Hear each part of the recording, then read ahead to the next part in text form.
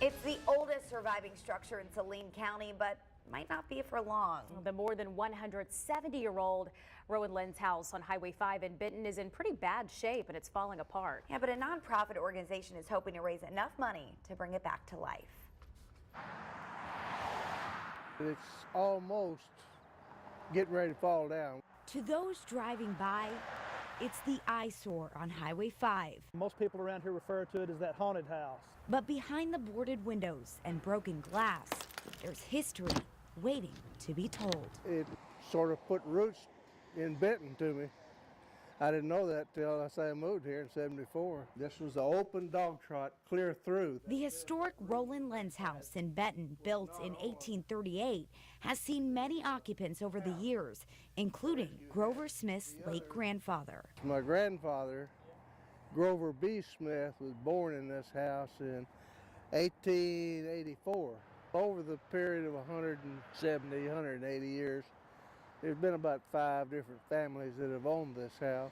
Since the early 1990s, the Rowan Lynn's house has sat vacant and boarded up. It suffered damage over the years from storms and vandals, but the hope is it can one day be restored to its former glory. Weather and time does its thing on old houses. Anthony Rushing is part of Saline County Preservation, a newly created nonprofit dedicated to restoring historic homes.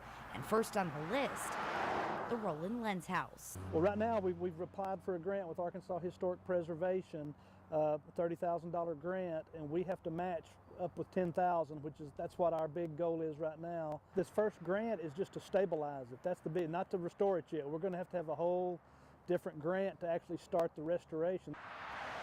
The goal not only to bring the home back to life, but to educate people on its history. It will be used for education. Schools, teachers, groups can use it. It can be private functions, just however or whatever anybody would desire to use it for. Continuing to share its story for another 180 years to come. I like old houses. I like history. And since I am part of it, of course, that makes me have a desire to see it looking better than it's looking now. Now tomorrow, the organization will hold its very first fundraiser. It's a car wash at Abe's old feed house in Benton. It's going to be from 10:30 to 3:30. And there's also a GoFundMe page that's set up as well. You can find a link to that. Also, more information on the history of the Rowan Lynn's house on our website, thv11.com.